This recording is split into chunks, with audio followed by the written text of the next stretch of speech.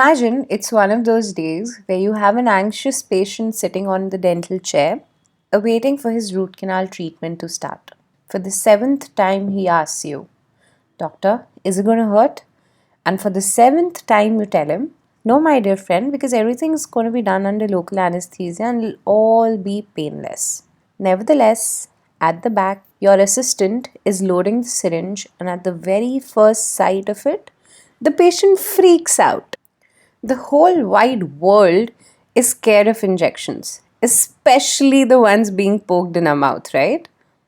It's almost always that our patients have had a previous obnoxious experience of painful injections in their mouth, right? Isn't that the biggest irony in dentistry? The very method we use to make our treatments painless is painful. The prick of the needle.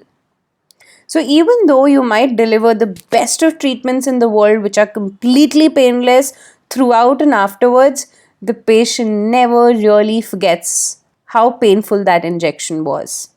But guess what? It does not have to hurt. Hi, I'm Dr. Aditi Sareen, and I welcome you to our channel, The Dental Tutor. Painless dental injections. If that's what you want to learn, my friend, you are at the right place.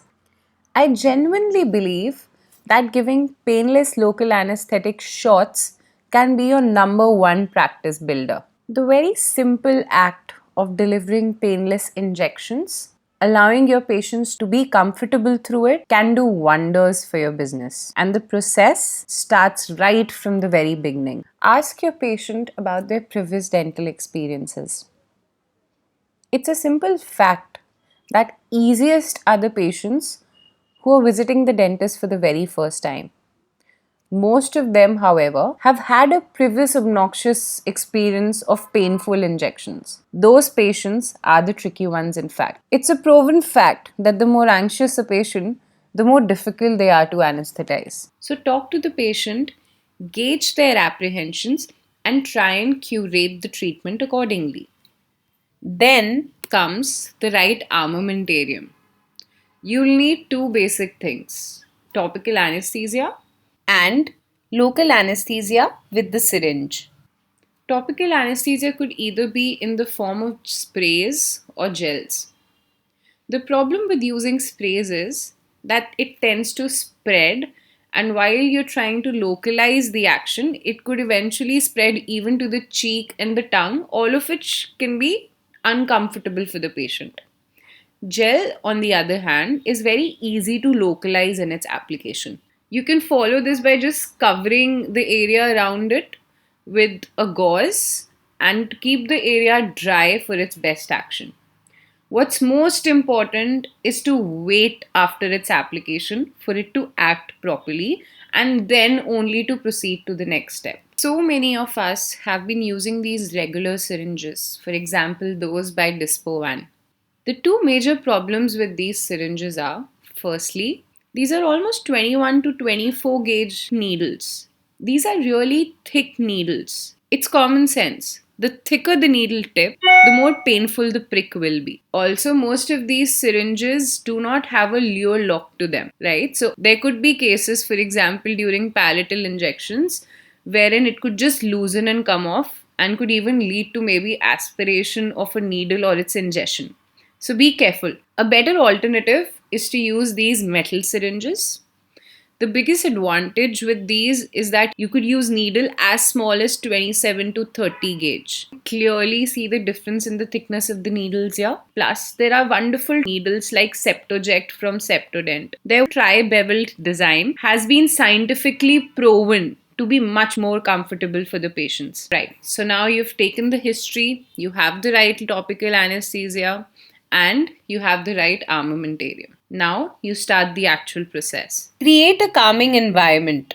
Dim your chair light and stay in a decent conversation. Talk about positive things. Do not take words like needles, syringes, pricks. Don't bring the syringe in the sight of the patient. Keep it behind the patient. While you're injecting, talk to the patient. Keep telling your patient, look at me, and be in a conversation with the patient so as to distract them. There's no need to give the patient a running commentary of what's happening. At this point, ignorance is bliss. Dry the site of injection, apply the topical anesthesia, cover it with a cotton gauze, and wait for anywhere between 3 to 5 minutes. Closely observe your syringe. Now, these needles have a mark on them which helps you locate the bevel. Always keep the bevel pointing towards the bone or the periosteum. That way, it will pierce along the length of the bevel rather than causing a blunt movement of piercing through the tissue, which causes the discomfort. Right, so your syringe is being oriented. Now you shouldn't just move the syringe closer to the tissue, but you also need to move the tissue. What do I mean by it? I mean, supposedly you're giving a maxillary infiltration. Hold the cheek of the patient and start moving it vigorously. The patient might wonder why you're doing so. Here's why. Reason 1, it distracts the patient and keeps him from focusing all his attention on the pain which might just come ahead. Reason 2, do you remember all those theories about pain that we read off in Malamud? One of those was gate control theory. Let me simplify gate control theory for you. It says that the route from the stimulus to the brain is guarded by a gate. Pain stimulus is carried by a thin nerve, while other stimuli such as pressure, touch, vibration are carried by a thick nerve. At any one point of time, the gate only allows the thicker nerve to pass. So supposedly it's only the stimulus of pain crossing the gate, your brain will perceive the pain.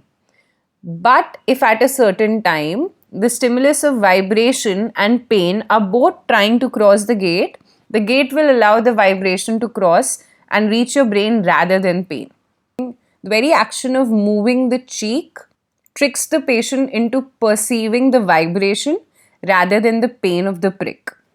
Lastly, when you bring only the needle into piercing into the tissue, it always pushes it before piercing it. On the other hand, when you bring both the needle and the tissue towards each other, there's a more smoother movement which makes it more comfortable for the patient. Let's have a look at it again. Do you see how smoothly the needle goes in when you're moving both of them? And that's the reason why this trick works wonders. Now, only move the needle to a very small distance into the tissues. Only the beveled portion would do too, and deposit 1 drop of the local anesthetic solution and wait before you inject to the full depth. You could either wait right there or you could even remove the needle and re-inject once again after some time. What this does is that it anesthetizes the entire field wherein you're supposed to pierce deeper into the tissues. Go in by a very small distance, deposit a drop, wait for a minute, and then take the needle to the complete depth and start injecting. When you inject slowly. Take half a minute or a minute to deposit say 1 ml of the solution. Injecting suddenly in a blow causes ballooning of the tissues and a lot of discomfort for the patient. Next, supposedly you're re-injecting the patient, change the needle. Once you've used the needles, the tip becomes blunt. And thereof, if you use it again, it will cause pain and discomfort to the patient. That's it, my friends. Use a topical anesthesia. Use the smallest gauge needle you can. Calm the patient down. Don't use triggering words. Position the bevel the right way. Vibrate the cheek. Pierce by a small amount. Deposit a drop. Wait. Insert the needle to the complete depth and slowly inject the LA. That's all you need to do to make your dental injections completely painless. Now, there could still be patients who are really anxious. I once had this patient who would faint every time she sat on the dental chair with nothing being done at the moment. That's the first history she gave me in the very first visit. With such patients, it's always better to use anxiolytic drugs, for example, Alprax, or even to resort to conscious sedation for that matter. In the end, remember, we are what we repeatedly do. Excellence then is not an act but a habit. Initially, it will take you time and effort to bring these changes in your practice. Nevertheless, once you consistently do these, it'll just come to you like a habit in general. And how priceless is it when the patient tells you, oh, really? Is my injection already done with? I didn't feel anything. If you have any tricks that you use to make dental injections more comfortable, please do share with us in the comment section below. And what next? Well, we've spoken so much about dental injections.